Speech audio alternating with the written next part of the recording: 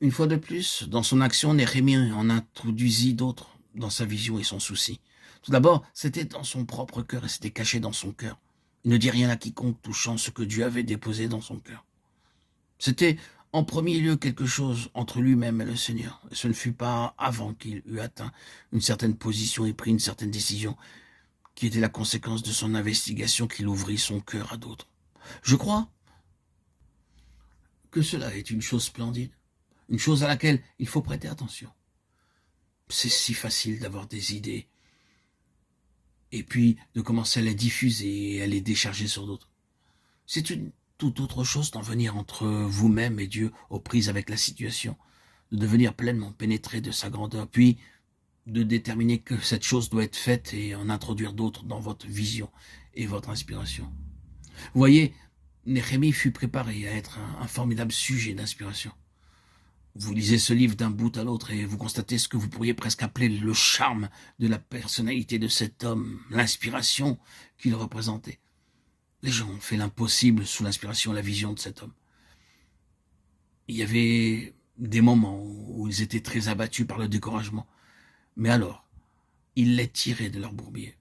En tant que véritable conducteur, quelle force il représentait pour en introduire d'autres dans sa vision. Ne ressentez-vous pas fortement que c'est là le réel besoin aujourd'hui? Celui d'un peuple qui a la vision, qui a tout pesé, qui a regardé en face toute la question, et puis qui a une telle confiance en Dieu et l'assurance que Dieu désire et veut quelque chose de différent, qu'il se manifeste avec un effet positif sur les autres, de sorte que d'autres entrent dans la même ligne. C'est vraiment un grand besoin.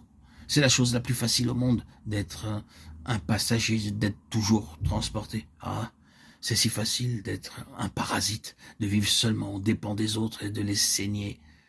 Mais c'est une autre chose, toute autre chose, d'être une source d'inspiration. Quelqu'un qui aide réellement les autres dans ce que Dieu désire, une source d'inspiration à leur égard afin qu'ils viennent se joindre pour aider à l'œuvre du Seigneur. Néhémie était cela. Et je mets devant vous ceci. Si nous avons quelques perceptions des choses, à savoir qu'elles ne sont pas la pensée de Dieu et que Dieu les voudrait autrement, nous devrions être des gens positifs à ce sujet et une source d'inspiration pour les autres à cet égard. Et donc Néhémie, ayant pris la pleine mesure de la situation, l'ayant entièrement pesée et s'étant pénétré de la grandeur de la tâche qu'il avait en main, s'est tourné vers elle sans désespérer et a de cette façon inspiré les autres hommes à qui il ouvrit son cœur de sorte qu'ils dirent « Levons-nous et bâtissons ». Oh, un peuple comme celui-là, un peuple aujourd'hui qui sait tout à ce sujet. Et voyant comment sont les choses, dira « Faisons quelque chose à cet égard, levons-nous et bâtissons ».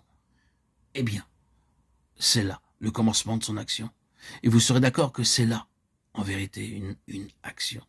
Bien entendu, nous ne regardons pas simplement ceci comme une affaire humaine, parce qu'aucun de nous ne peut être comme ceci très longtemps, en tout cas. Sauf si nous sommes au bénéfice de l'énergie de l'Esprit de Dieu. Considère encore l'apôtre Paul, qui savait tout au sujet de la situation, des conditions, et il savait combien le peuple de Dieu pouvait être découragé et abattu à propos de la situation.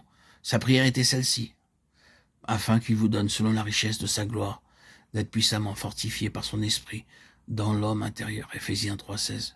Que vous soyez fortifiés à tout égard par sa puissance glorieuse, en sorte que vous soyez toujours, et avec joie, persévérants et patients. Colossiens 1, 9, 11. Les énergies puissantes de l'Esprit de Dieu dans l'homme intérieur sont les seules énergies par lesquelles nous pourrons poursuivre.